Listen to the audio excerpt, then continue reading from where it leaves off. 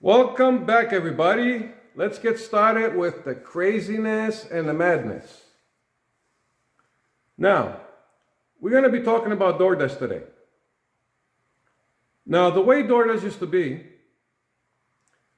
this example applies to the rest of the gig economy companies, but we're using Doordash as an example.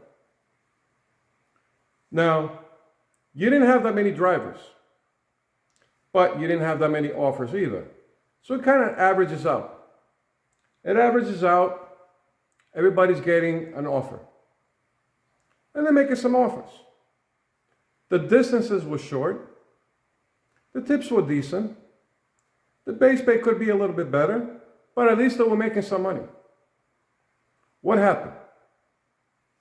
They overhired people, and the reason they overhired is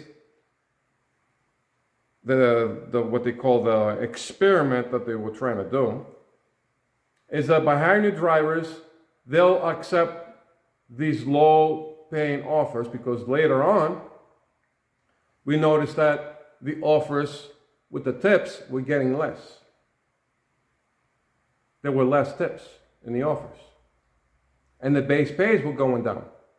Now, you guys remember the base pay for Sephora, the base pay for CVS and Walgreens, the shop and deliver from all the supermarkets, even Macy's and Dickies, and liquor stores. The base pays were a lot higher. And the tips were there. There were still some low paying offers, but people were still making some money. And the distances were not too far. Now they're trying to send you so far away for chiclets. The distance and the miles for these deliveries have extended so far away. The tips have gone way down. The base pays have gone down. You think by hiring new drivers, with the resource that they have now, it's more available for them to find out how this thing works than before. Now, before, everybody was new. You couldn't reference anything. There were no videos. Everybody was a new driver when this gig economy first started out. So there you are. But new drivers, they have so much information nowadays. There's so many millions of videos, so many veterans out there, and so many people that worked in the gig economy. They get the info a lot quicker now than they did before. So by playing the game that a new driver that doesn't have any experience, they'll be most likely will make this available offers being delivered, the low paying ones, the ones with no tips, the one with a shitty, lousy base pay, they'll be picked up more because there'll be new drivers. Yeah, it's like it doesn't last that very long. Because before they'll do it for months and months and months and figure out that they're getting the shaft. Now, within a couple of weeks, they get all their information. Because where they work, there's so many people in the gig economy. There's so many members that have worked in the gig economy, more than ever. And videos everywhere. So they get their information sooner now than before. They're going to start cherry picking quicker, earlier, when there are new drivers. So now Doordash is realizing that. So they're saying that we're going to go ahead and work with a third-party company where 20% of these deliveries are going to be picked up by W-2 employee drivers. The question is, how much money are you paying a third-party company because they need to make money. They're not doing it for free. And they need to make enough to pay hourly wage to these W-2 employee drivers. How is that going to work? How many millions of dollars are you going to pay to do this? Instead of using all that money going this route, all you have to do is use the same amount of money and just raise the base pay for the available drivers that you have right now, the gig drivers. To make these deliveries more lucrative to be picked up, to be more accepted offers than before. But instead, they want to go the other route of hiring a third-party company and dealing with all that shit. Now, they're going to be paid the minimum wage because you're a W-2 employee, right? For that third-party company, you're going to hire W-2 employee drivers. They're going to get paid the minimum wage. What's the minimum wage? Where is that going to work? They said in certain cities.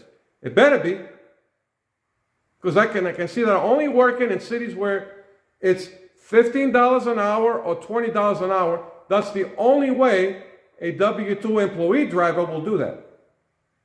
Why? Well, they're getting tips on top of that. Yeah, but now the way the state of the economy in the nation is right now, there's so many no-tip offers out there. And a lot of no-tip offers. I mean, tons of it. Especially in my market. Ask the 30 drivers that are here. Ask them. They'll tell you. There's so many no-tip offers. Like 80% of these offers have no tips in them. 80%. Than ever before. How is that going to work with a W-2 driver? They're pretty much only going to be getting the minimum wage. Pretty much. And here's the funny part. There are certain states out there that they do not have a state minimum wage, and they go by the federal minimum wage, which is what? $7.25 an hour. Texas is one of them. Idaho, I think it's another one. And other states out there that have the federal minimum wage. And how is that going to work if you're hiring a W-2 employee driver in those areas? How is that going to work? They're not going to do it. Like I said, it might work in certain cities, but wouldn't that be better if you raise the base pay and save that money? Or it could be the same amount of money and just raise the base pay.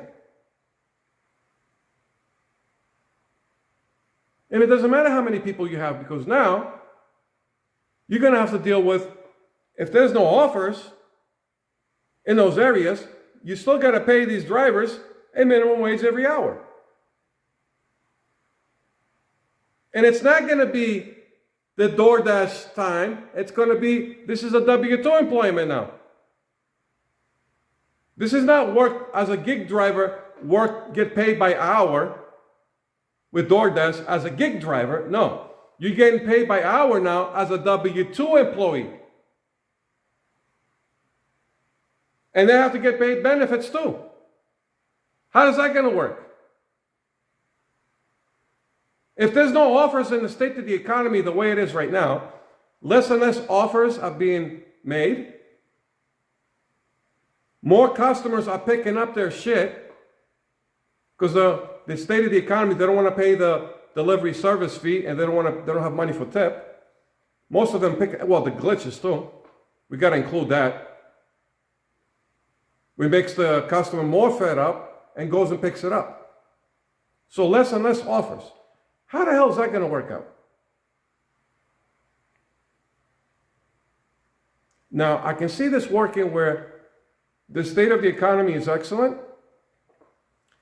Customers that have money to pay the delivery service, they have money, so they can afford the delivery service.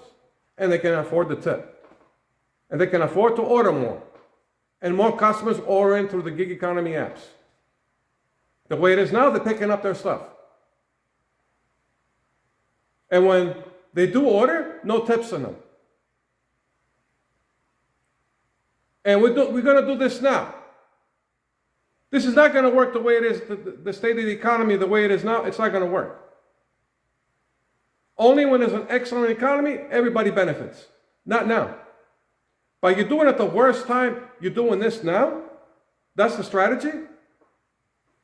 I'll rest my case right there. Let me know in the comments, guys, because this shit is bizarre. This shit is ludicrous and bizarre. The comments are right there, and I'll catch you guys later.